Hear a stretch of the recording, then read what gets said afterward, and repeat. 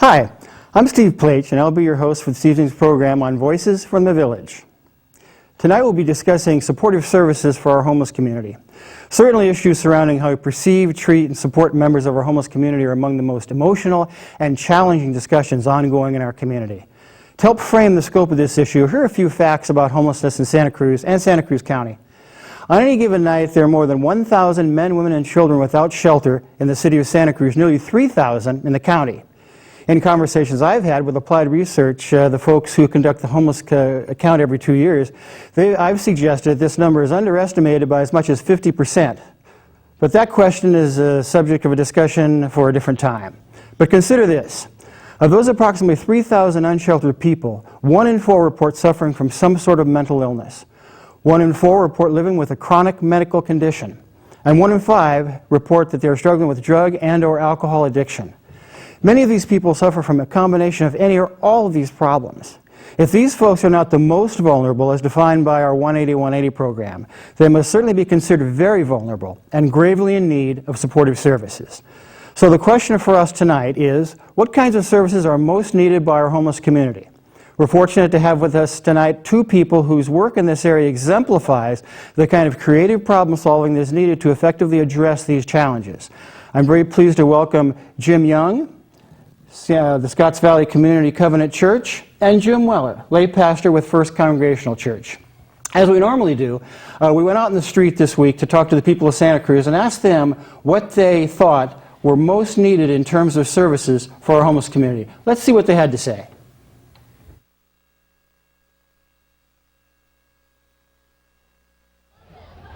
This is Voices from the Village. We're in downtown Santa Cruz, and we're asking people, which services do you think will most benefit the homeless? Every human being is entitled to a clean bathroom and a reasonably comfortable bed and enough food to eat. And beyond that, I think people need to really try hard to get themselves together. But I would provide that baseline for every person. I think dropping the discrimination and making more jobs available. You know, maybe making specific jobs available. You know, maybe picking up trash and getting paid for it by the city, something like that. I feel like we waste a lot of food, and we could give some of our food to the homeless that we don't need. And we waste a lot of money too, so we could help out the homeless a little bit. Well, I think it's really important that instead of treating it like it's like a problem, like a disease that needs to be cured, you have to treat the people like they're actually people and that they need things that everyone else needs and not just basic things. So you have to provide somewhere for them to shower and somewhere for them to eat and somewhere for them to sleep that isn't treating them like they're being a burden on the community. Well, sure, but I feel like the community's already doing a lot of what it can do. The churches provide foods, the community provides a homeless transitions. There are areas where people can go and sleep and that kind of stuff. I'm a pro advocate for homelessness as far as not trying to punish them with fines and more laws and all that kind of stuff. I really believe that we have to really take a look at it as far as what's really going on, what the mental illness is getting helped. The mental illness in this country is like out of hand as far as not being helped. So with that part of it, I feel that's a major center of it. The other thing is that some people don't want to conform to living in homes. They don't want to conform to having to pay outrageous rents and work tedious jobs. We have Albuquerque Healthcare, which is a really good organization that provides healthcare benefits and things for homeless. And then we also have St. Martin's Hospitality Center, which provides shelter, things like that. We have a coffee shop that homeless people can work in, but it's not nearly enough to stop the issue there. Well, I like that Obama redid the Women's Rights Amendment to help the women's shelter, because right now I'm unemployed after 32 years of working all my life, and I can't find a waitress job because that's what I am. So I'm homeless and unemployed right now, and I'm staying here with my oldest daughter, and it's real hard. And the women's shelters, the women's rights, the child abuse and the woman abuse, you know, is what we need to address the most, I think. That's what people had to say today in Santa Cruz. Back to you in the studio. So not surprisingly, we're not really yet. Sponsors. So not surprisingly, the people of Santa Cruz are not only compassionate, but I think very knowledgeable about what services, what kind of support the homeless community needs. Pastor Jim, my friend, welcome again. Why don't you tell us a little bit about yourself and your work with First Congregational just to start? Well, Steve, I am a layperson, a member of First Congregational Church, who has been educated and trained for ministry and will be ordained soon. Part of the ministry work that I do at First Congregational Church is to lead a multi-church mission project, which has been ongoing for about a year and a half now. And that's what we call the Interfaith Satellite Shelter Project, in which 6 Santa Cruz area churches each shelter and provide an evening meal and morning meal to go to a group of 18 to 20 people who move from church to church each night. So it's a temporary shelter project that, in addition to meeting people's basic needs of shelter and food, provides them with a sense of security, a growing community, and a network of relationships that help them to become stronger psychologically and spiritually, and we hope will be a factor in helping them to find a way to improve their lives. And you and I are both members of the Association of Faith Communities, a group of churches in the county, and we've had discussions about the difference between housing models and shelter models, and I think a lot of the work that has been done through the Interfaith Satellite Shelter Program has been to really find shelter for people and build community, as you say. And I think in a moment we'll have an opportunity to talk maybe a little bit about the history of that and kind of where the program is going. But Jim Young, again, welcome. Tell us a little bit about yourself and your work with the Scotts Valley Community Covenant Church. Yeah, so I've been a member of Scotts Valley layperson since I've been in junior high and going there and raising my family there as well. About 3 years ago, I was working, or me and another member there, Peggy Benedum, got together and decided that we wanted to start a ministry. And you know, there's a lot of ideas of how it would spawn, but we decided to start a ministry that was did something a little bit differently. We wanted to get our church's hands dirty. We wanted it to be more than just raising money, and so we decided to take a different model. You know, some models are a little bit more like we'll help very specific things, specifically to homeless people for a very short amount of time, kind of a thing, which is great, and those all are very needed. We thought, well, let's try something where it is more specifically one-on-one for a longer range period of time. So it ended up being Wings Homeless Advocacy, and we're about 17 people, and it started out at a community covenant church and the people there, and it's now growing into, we're trying to move it into other congregations as well, because it's a very volunteer-oriented. And certainly we'll talk much more about that as we go forward. Again, Jim and I have had conversations, and I've had conversations with other members of Association of Faith Communities about kind of the changing nature of the faith communities. I think that there are a lot of faith communities now that are engaging more on social issues. You know, our good friend Father Joel Miller and Paul Seaver from Trinity Presbyterian and folks like that, David Grimshaw Jones, very much in the forefront of social change. And these are, you know, social challenges that we have. You know, I think that there is the work that all churches do as charitable institutions, as trying to feed the poor, as trying to comfort those less fortunate, but on a larger scale. There are social constructs that we can really address and say, well, why is the system not providing for its less fortunate in ways that maybe we think that it should?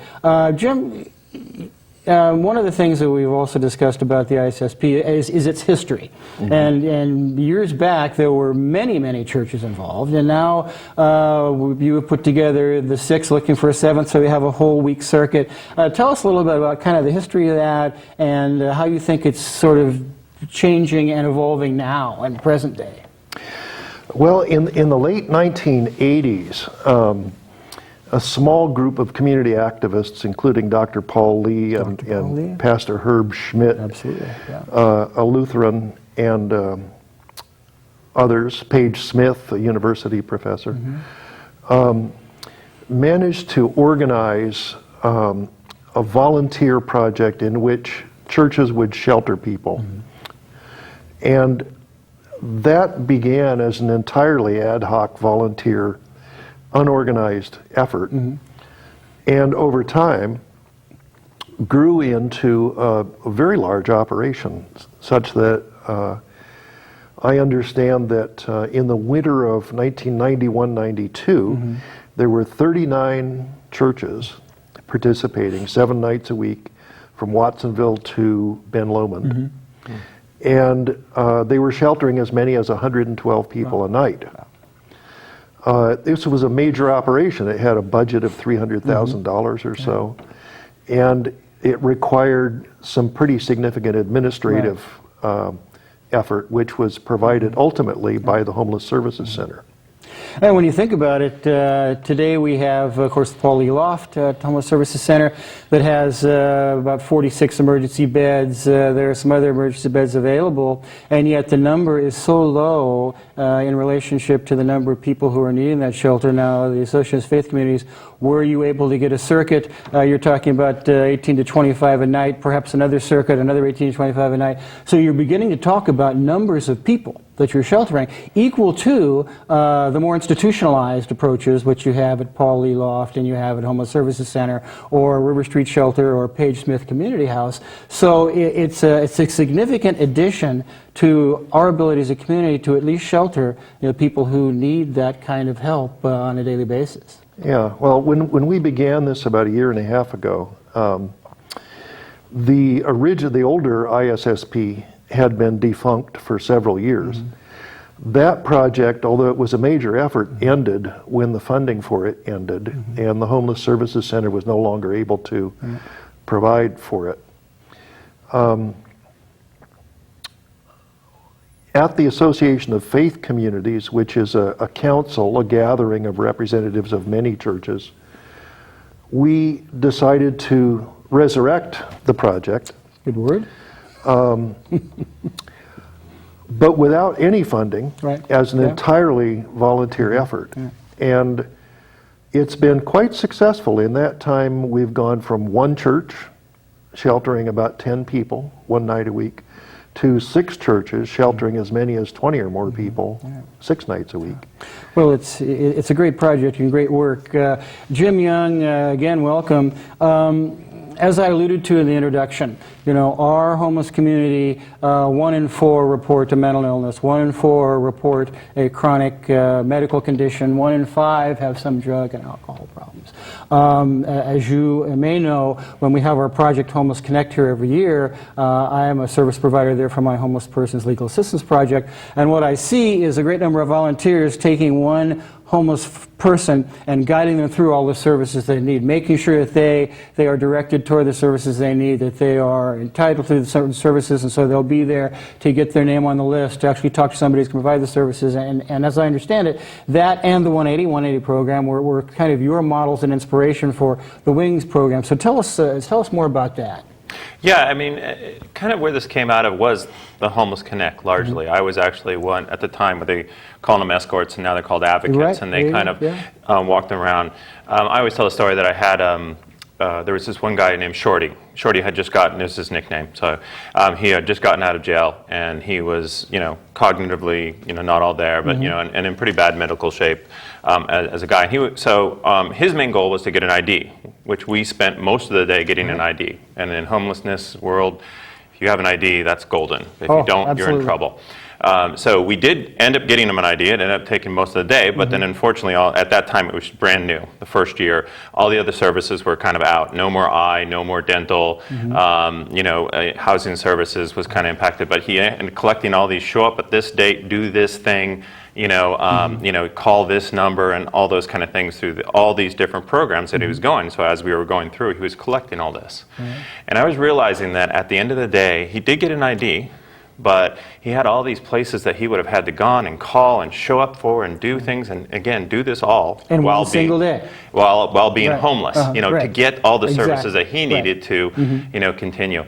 At the end of the day, I shook his hand and I said goodbye, knowing full well that he probably needed somebody like me that could come alongside him and help him through all these phoning and just encouraging and just kind of getting through the bureaucracy of things that even though those wonderful services, they still have bureaucracy to them.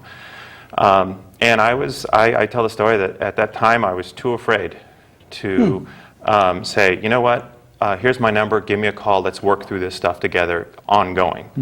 And I realized later why I was too afraid, and I was talking to Peggy, my co-founder, about this, because I'm afraid to do it by myself.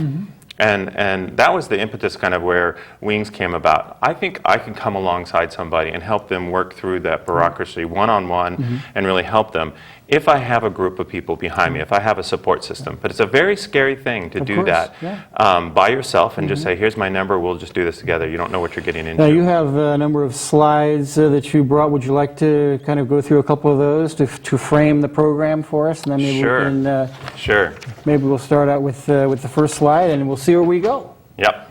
So, yeah, and one of the main reasons why I'm here is because we do partner with, we are looking to partner with other congregations, because this is a very volunteer needs to be a very volunteer rich, it kind of goes through them.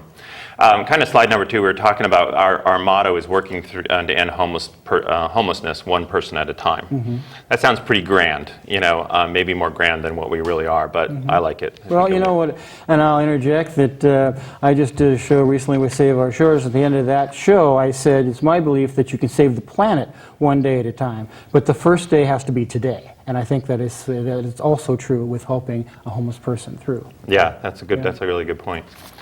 I just slide number 4 is like proving that I was there at the in terms of there I am in the corner there. But this is again this is the idea of the whole thing where we came from. It kind of came from like, God, what if I could have helped and ongoing help Shorty. To this day I don't know. Is he still homeless? Is he back in jail? Is he dead? I don't know, and I still regret the fact that I don't. And maybe Jim can interject as well, is that one of the reasons why the ISSP is potentially so successful and so valuable is that it builds community, as you say, so it allows you to keep those people, in a place where you can say, well, how are you doing today? How are you getting through? Did you get that medical help you needed? Did you get that counseling you needed? What's going on? Because they're part of that revolving community, of course, but still that community of people. Would you agree, Jim? Well, yeah, our group of people is pretty stable. It's pretty much the same group of people one night after the next, and they're beginning to regard one another as a kind of a family. They even speak of one another as family. But more than that, they have supporting them 6 major community-based institutions, 6 churches, which have as their mission providing support and aid and comfort to people who are in need. Right. And so the people who are partaking in this project are receiving the benefit of a lot of larger community support. And so the ways that it benefits people vary from individual to individual, but they're learning to help one another, they're beginning to see new possibilities, they're beginning to build relationships with people in our churches, and those are helpful to them in many ways. So it's a community building project. And that's, Jim, please. I would just say I would back that up. I mean, my congregation actually participated in the one before. They're not right now in participating in your current one, but and I know that the people who were involved in that have incredible stories of sitting down in relationship and talking, how are you doing? And then watching the people, over time, from week to week that they were home, what's going on? Well, how did that go? And just checking in with them. I would speak to that as more of a benefit for the members of my congregation in some ways. I don't know how it benefited the homeless people, but I know that they're still sort of flying around. Like I remember sitting down with that person week after week, and these things happen, and I wonder what happened to them now. And I think that's pretty powerful. And I think that is, the other side of that relationship is that, how can the neighborhoods be involved in this? How can the people of Santa Cruz come in? And our good friend Mel Nunez says, come down to one of the satellite shelter programs, take a meal with a homeless person, sit down and talk to them, come down and serve a meal, but not just serve, to sit down and talk, to see, what they are doing, how they're getting by, what part they're playing in the community, and how they can relate to other people in the community. I think that is so important. It's such a wise thing, wise policy to pursue. And if nothing else, just to find out that these people have stories. Right. They have lives, then they're real people. And they're all different from each other. Right. There's no, there's different as many as 3,000 that are on the street today, So we can go back to your slides again. We're on number 5, are we? Yeah, we're just going to, I guess we can kind of skip ahead a little bit. I want to talk about, let's go to slide, from 9, and then a little bit the structural, just so if you're curious that's how we're... That's what we'd like to find out. It is more about certainly the structure, and then people can get a basic understanding of what you're doing. Yeah. So if you're on slide 10, I think that's really a good way to start. So if you look at slide 10, up at the top you have, what we call the female participant, the male participant. These are the homeless people that we're trying to serve. And then we pair 2 males per male and 2 males per female of terms of advocates down below that. So, and those people are there to be an advocate, to have a relationship ongoing. We ask that these volunteers that are advocates, that they commit to this ministry at least 1 year. The reason why is because if the minute you get a relationship, it's going to take time. Yeah. It's going to, so minimally a year. And of course, they do a lot of things for them, these advocates. And then below that, we have set it up so we have a focused support team. So these are people who can help us. They're not necessarily experts, although we do have expert doctor, and we do have somebody who could provide us legal services, and somebody who are people who know the Medicare and Medi-Cal system, inside and out. So this is really extremely good. Valuable experience and skill, Yeah, so and these are people that, if, with the participant that I'm working with, I say, hey, his eyes are going bad, I need an eye doctor appointment, can you get it? By the way, I need it to be free, he doesn't have any money. And I can call him up, and Eric can call me back and say, I got an appointment, it's on this date, just make sure he's there. And then we have a central leadership, which is there to develop policy, initiate training, interface with church leaders, and general recruitness, and working really closely also with the Homeless Services Center. So that's the core of how we have kind of set up this organization, in terms of that. And I think what's so important about that is that our friend Steve DeFields Gambrello, who is the pastor at Circle Church, member of our AFC as well, he spent some considerable time trying to access some mental health services for one of the folks that is out at the Circle Church with him. And he kept knocking on the door and trying to get through the system and trying to, work through the bureaucracy, and just could not get any help for this person. Yeah. Regardless of the intensity or the time or the duration of his efforts, he just couldn't get that to happen. But I think a lot of it is, do you know the system? Have you worked through the system? Do you know people that you can call and network through and say, I have somebody who is in... Because I do believe that on the other side of that door there are services available. How you get from this side of the door to the other side to actually access those services, I think, is the great difficulty. And it was exemplified, as I say, by Steve's work and trying to do all this stuff and just being very frustrated that he couldn't get through the door with somebody who was obviously qualified for the services that were there. Yeah. Well, yeah, if anybody out there knows how to get into mental health services in this situation. And I laugh only self-consciously because I know that our county mental health services and behavioral health services are so overwhelmed with the clients and the people that they would like to help that they simply cannot meet the need. They just cannot do that. Yeah, that's a tough thing to get. Yeah. It's a challenge for us as well. So, in terms of that. So yeah, most definitely, that's true. A little bit about kind of how we work. When we first started, we were working really closely with the people down at the shelter, and kind of they were aligning some people with us. And you found they are cooperative and they're supportive in your efforts? Oh yeah, completely. I mean, as a matter of fact, they helped mold this and shape this. They were one of our biggest advisors on this. Because we are a community program, and I think you will find at least some criticism of the Homeless Services Center recently in the community. I'm not one of those critics, frankly, but there has been some question about their efficiency, their ability to actually help homeless folks and to be able to provide them services. So while I am a big supporter of the Homeless Services Center, certainly that's not universal in the community, so it's good to hear from somebody who is actually working with them that they are providing the function that people would actually like to see them do. Oh, well, I'm a huge fan, Yeah. so. So am I. So am I. Okay, well, that's three of us then, so. Yeah, no, I think they've been nothing but great, and like I said, they have really kind of molded this.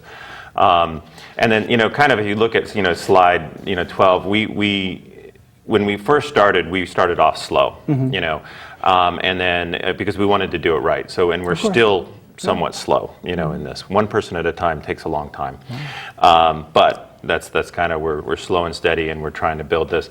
Monica and then Phil Kramer actually got a hold of us, Monica Martinez and Phil Kramer, at one point and said, hey, Phil, we a good like your friend. model. Yeah. It's a really interesting model. We keep on bringing this up in meetings. We'd like you to meet with us and think about actually supporting this 180 program. And I don't know if we'll go into, hopefully you'll have Phil on, or you've already had Phil on. Phil has been on, I'm sure, and certainly a member of the community who is very much outspoken and very vocal about the 180 program. Let me interrupt just 1 second. We are a call-in show, and so if anybody would like to call in, 425-8844, 425-8844, you can see it on the screen. You have a question for Jim or Jim, feel free to call as we go through, but please continue about the Homeless Services Center, the help they've given you, and particularly the work that our good friend Phil Kramer has done with 180. Yeah, so when they contacted us, we said, he pretty much said that, would you like to kind of work with the group? And he explained the whole Housing First model, what they're doing with the whole, they're at the forefront of this in Santa Cruz County, and it's a nationwide program. No question. And so this was very interesting to us as a group, because the people that we'd be working with are dependent, they call it dependent, medically vulnerable. These are people who are going to die if they stay on the streets. And so that was both exciting and scary to me to think about, wow, we could work with these sets of homeless people. And but the best thing about it is that we have the backing. We're not all by ourselves. Like I say that over and over again, we are not by ourselves, because we have the backing of not only like the caseworkers down at the shelter, but the 180 program. And so we actually get the large part of the people that we are trying to work with is from the 180 program at this time. And that's working out well, except for the fact that we don't have enough volunteers. There's a waiting list that they have for Wings people to come along and advocate and be with them. And so that's been really good. Like I said, the worst thing is that we don't have enough volunteers. If you go to slide 15, this kind of when we first met with them, we kind of diagrammed it out. We thought, this is really where we can play with the 180 program. So if you think about homelessness, there's about three parts of this, of getting a home. Very simply, one is living on the street. Number two is trying to obtain a home, and number three is maintaining a home. And where Wings comes into play is that, when somebody is actually homeless, meaning their name is on no lease or mortgage or anything, they're either living out of their car or a shelter, that's technically There's a homeless. HUD definition for it, but that'll suffice as good as any. That's what works for me. And so, the ideal is that we have two volunteers that then can start a relationship with them at that point. Phase number two, which is obtaining a home, which is what Phil's really good at, and getting kind of the vouchers and the Section 8 and all that stuff, which I don't really understand, and trying to find a home for these Well, you're not people. alone in that history. Yeah, it's amazing, and they have navigators, amazing navigators that help them do that. So we're still involved, but that's not our specialty or expertise. That's a kind of a thing that takes some special care in trying to find a home, put them in a home, stuff like that. But then we're stage number three, which is maintaining a home. Just because you're in a home doesn't mean you're going to be able to keep it. That's where advocacy really comes in, to keep the people in the home. There's so many barriers to staying in there. Convincing somebody to use the small amount of money they get a month to pay the rent. To help them into, with their medical issues. And the whole idea is that once these people are in a home, that they can start to heal. Right. Yeah. You really, it's hard to start to heal from addiction, mental health, all the, legal, and to start to heal. But once you're in a home with your name on the lease and your roof over my head, And that's the ideal, is that you can actually start to heal themselves. And so that's where advocacy can kind of come in, especially in keeping them through. So, and I think that's been one of the concerns, for instance, about 180 is it's one thing to take someone off the street, the very most vulnerable people, and put them in a house, but it's simply putting them a roof over their head. Oftentimes it's just they're housed and they're downcycling rather than being outdoors and downcycling. So the process may be slower, but it's no less inexorable.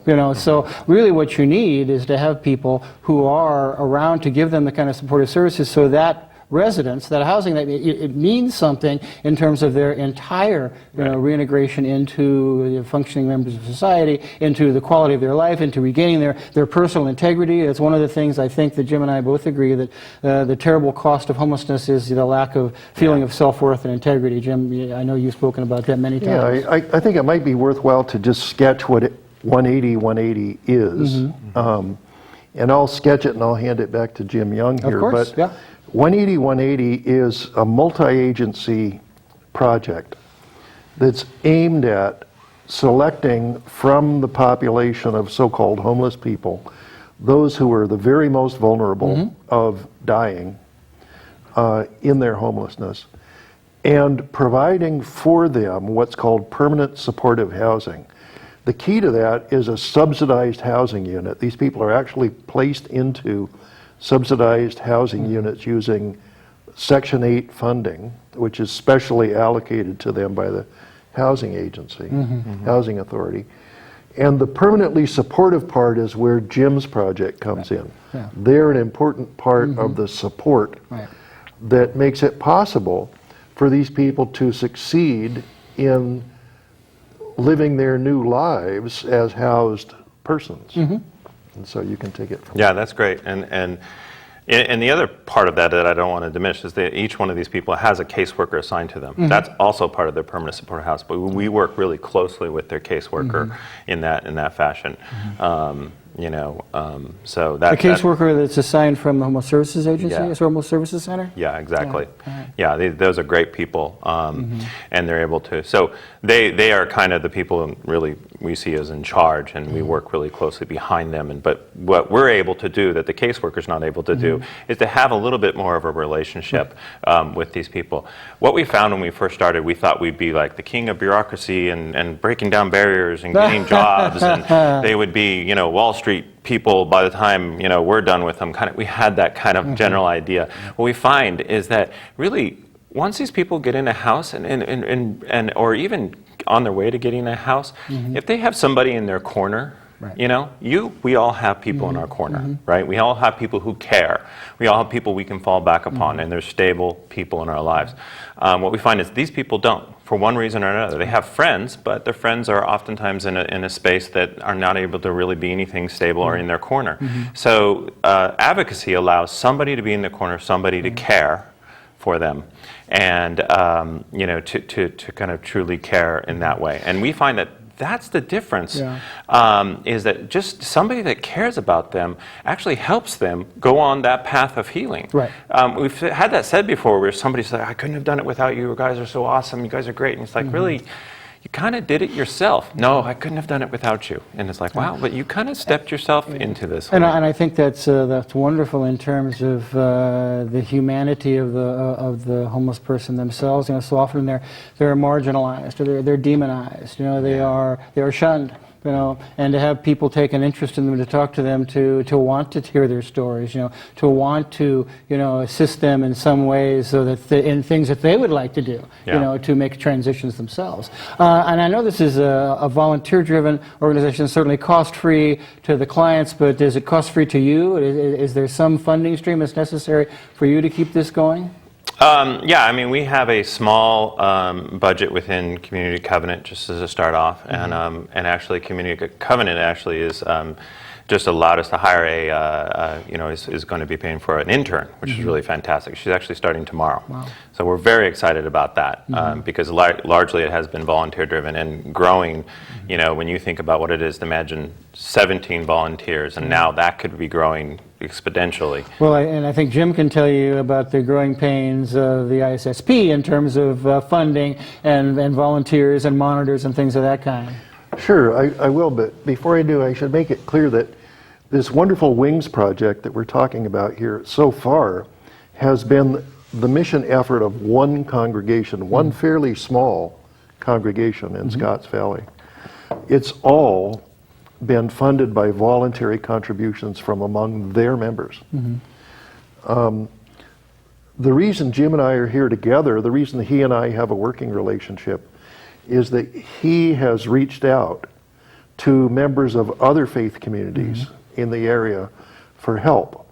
And we're now trying to engage other congregations in the Wings project so that people from my church, people from other churches will decide, hey, we want to do what these Wings volunteers are doing and expand that project in the service of the 180-180 effort, which is a community-based outreach centered in the Homeless Services Center, which aims at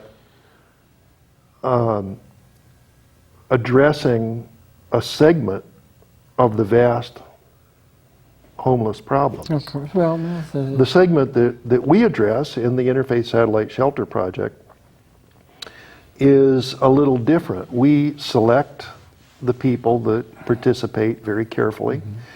Our criteria are that we want people also who are most vulnerable, chiefly by virtue of age and or infirmity or disability. And then in addition to that, women with children and families. So we end up with a mix of people whose average age is at least 50. Right. We include some families with children. But these are people who are able to function more or less well. Because we're operating in churches, we can't have people who are seriously addicted or are acting out alcoholics. We can't have people who can't control their behavior. So we need people who can cooperate with one another well and self-regulate. That's the kind of group that we're helping.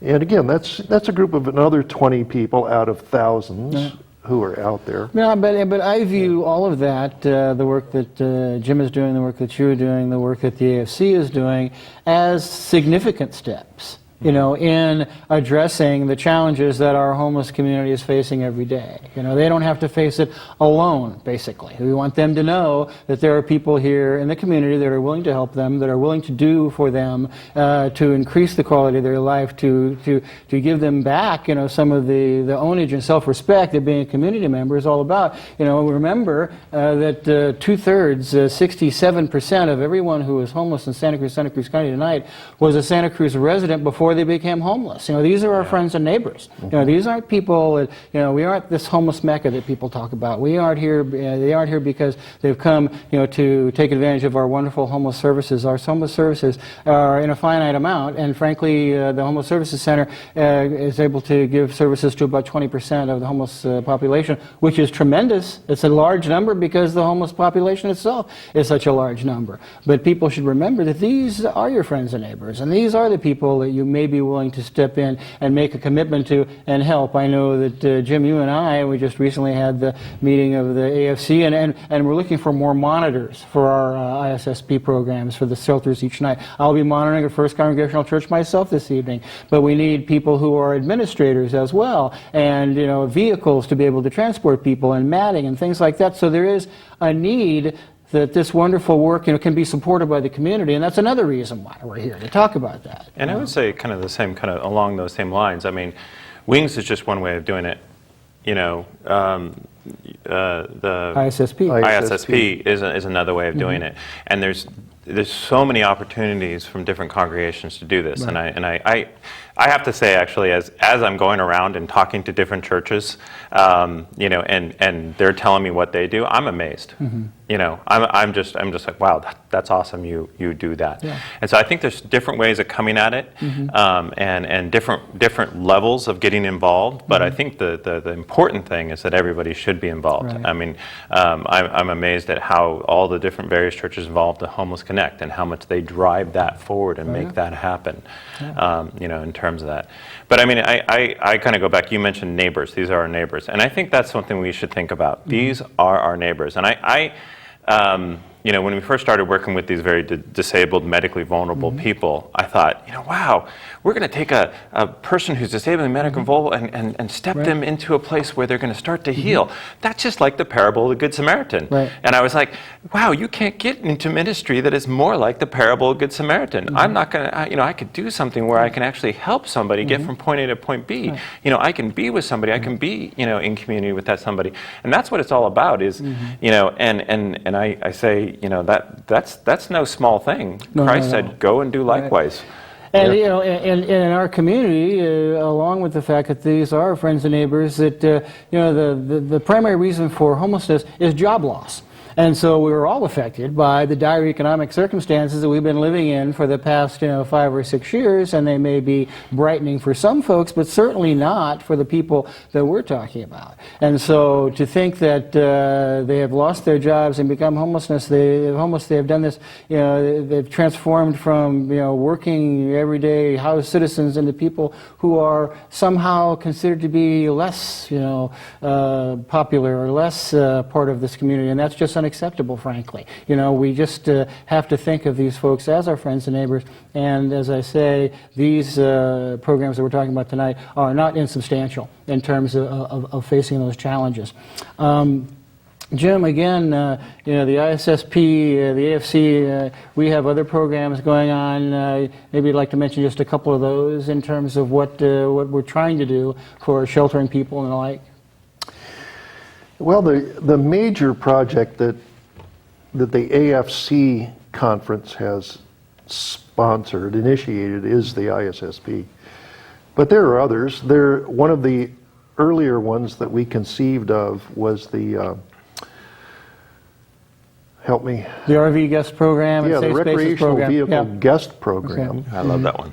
Which is one that Steve was particularly involved in initiating. Maybe you can talk about that. Well, and when we looked at the 2011 homeless census survey that I alluded to earlier, the highest increase in any demographic for homeless folks was those who were vehicularly housed.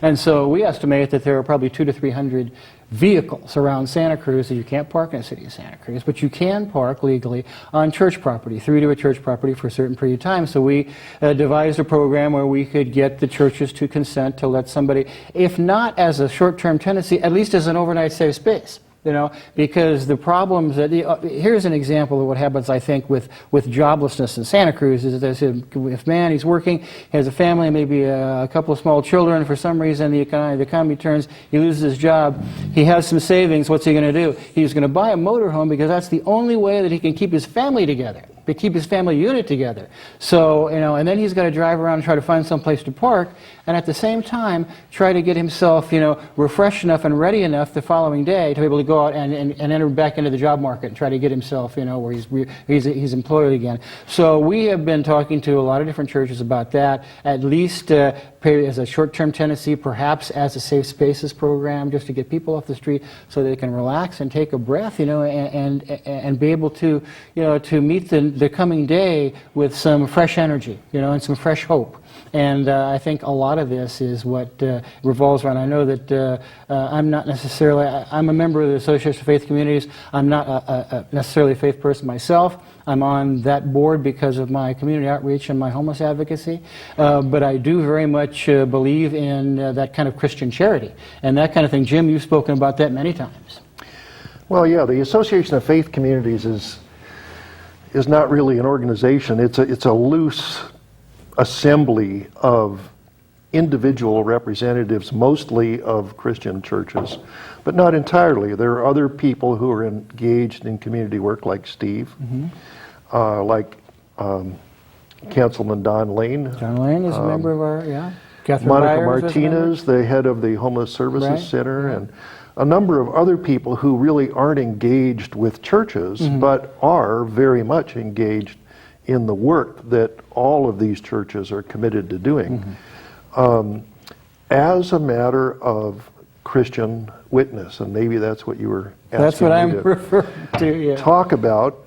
It's a very core ethic of the Christian way of life for all Christians of all stripes, that we are called by our Creator to act out the love that's shown to us in the creation by loving our neighbors as ourselves.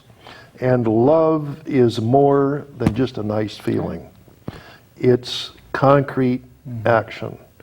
And the story of the Good Samaritan is, of course, the chief parable that explains what love of neighbor is. And this to me is what I've appreciated in the connection of that kind of Christian charity with, engaging on social issues, social justice issues, and I see the church more and more being inclined to do that. Is that true from your perspective, Jim? The churches, your church, for instance, or churches you see generally are engaging more on social issues, particularly on the issues of homelessness or the less fortunate? I'd say Wings is probably at the forefront of what my congregation is doing for homelessness specifically, but I am seeing like I said, as I'm talking with other people, they're telling me what they do. Father Joel, some of the stuff they're Father doing Joel there, Miller, yeah. really risky church. stuff. I love that. I like that more. I think it's a really great way to get your congregation out of their comfort zone, and to just to go after that. I love the RV program because there's about 1 million things that are wrong with that that you can go off and say why that won't work, but you have to go back to what you were saying is that this is just you have to live Christ out there. One of our former pastors used to say that God blesses us so that we can bless others. I think that's true of us as individuals, and it's probably should be also is true of us as congregations. And I think that's what we need to do. Think about. Yeah. And however this translates into the topic of our conversation tonight, which is what kinds of services and support does our homeless community really need? I think this is one of their needs. And I think that it is met, concretely through various programs and sweat and effort, and support. But it's also met through, I think, spirituality, and to imbue in them, as again I say, that feeling of self-worth, of integrity. Because, I can't say it often enough, we have treated our homeless community abominably in Santa Cruz, and there's no reason for it. It's unacceptable. These are human beings. Just from a human rights standpoint, we should at least recognize the fact that there's people in reduced circumstances, not of their own making, who maybe we can give some kind of an assistance to at some point. Oh, Will Rogers said in the 1930s, it ain't no crime in this country to be poor, but it might as well be. Yeah. And that's still true today. More and more, I'm trying in my talks with people to frame the so-called homeless problem in a larger context of poverty and impoverishment, because homelessness, so-called, the fact that some people lack any housing at all, is an effect of impoverishment. And impoverishment is a growing feature of life on this continent. And I hate to say it, and I hate to be the deliverer of a bummer news, but in my estimation, we are in the early stages of a very long, deep economic decline. It's not going to be over for a long time. And as far as I can see into the future, more and more and more people are going to be falling into poverty all around us. Well, and as you know, we just rewrote our mission statement at the AFC, that initially it was helping the homeless community, and now it's people, poor people and folks, and people who are homeless. So it's different. But the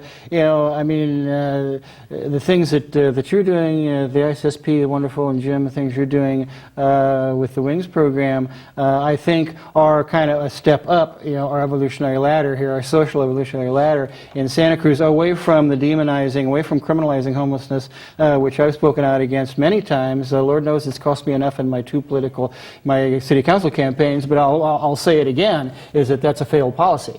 and that should be completely repealed, and let's just deal with people in terms of their economic status. You're poor, how can we help you, what kind of services can we provide, and maybe that'll give us, as I say, one more step up that evolutionary ladder, at least locally, and maybe we can expand that throughout the state and the country as a model. For this is a wonderful model that you're talking about tonight, and I think it's an expandable model. One of the hallmarks of any great program is its expandability, its modelability, what they call it in grant application writing. Can we expand it, and can it be successfully applied to other places? And I think that's true with the Wings. Yeah, I mean, it's very volunteer intensive, in terms of it needs a lot of volunteers, but that's kind of what I like about it, is that it's a way for people to get their hands dirty. But I think all this is very important for the, in terms of, I'm not sure about political or policy or whatever, but I think... Yeah, that's my bailiwick, so... Yeah, no, I don't know anything about that, Yeah. But I think Lord knows I wish I knew more, but anyway, Lord knows, I guess I shouldn't be saying that either. Please, go ahead. As congregations, yes, I think we have the responsibility to step up and to get involved, and I think we bring around, these are our neighbors. I don't care where they came from, I don't care if they were bused here from back east. They are our neighbors, and that's what we need. And just a point of interest, did that spring spontaneously from the congregation, that here's an idea that we think would be, well worth looking at in terms of helping the homeless community? For instance, I'll get First Congregational. David Grimshaw Jones is outspoken. He's in the leadership of this kind of socially conscious, social justice, clergy. Yeah, not to be too sectarian, but the denomination that my congregation belongs to is well known to be among the most committed to radical and progressive social action and work for social change. So it's not surprising that we should have a dynamic senior pastor who is committed to engagement in the community for progressive social change. Right. And I didn't mean to switch off to Jim, but the question still stands. Is it your congregation, are they uniformly interested in this kind of social engagement? No, I mean, not necessarily. I wouldn't say it's as kind of radical as, or, into the social justice kind of things. But I do know that when we analyze ourselves as a congregation, one of the biggest things that we look back is our experience with the earlier ISSP. ISSP. Yeah, Thank you. Okay, I get it right this time. ISSP. And they speak. They that's one of the biggest, fondest things we think. And so that's so it didn't spring up, just out of nothing. It really came out of that. Said, hey, we had a great experience doing that as a congregation. We grew as a congregation. We were richer as a congregation when we were doing that. And so that's what kind of said, well, okay, what else could we do? Because, what's a different... And that's really where kind of Peggy and I, and then all the volunteers that were coming along, started to mold and shape this and make it into where it's going these days.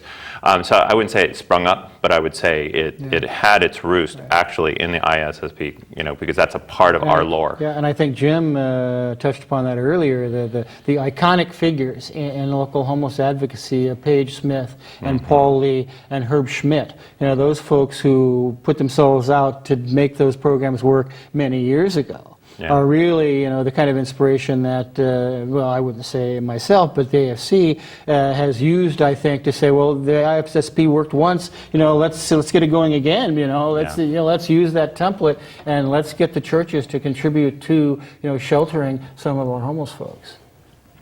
Yes, they were key motivators in the beginning of this process. Yeah. And Paul Lee, of course, is still a member of the Association of Faith Communities and still very active. That old lion has still got several teeth in his head. Believe me, he is a force, and he's a force for good in terms of supporting and advocating, for our homeless community here. We just got a couple of minutes left.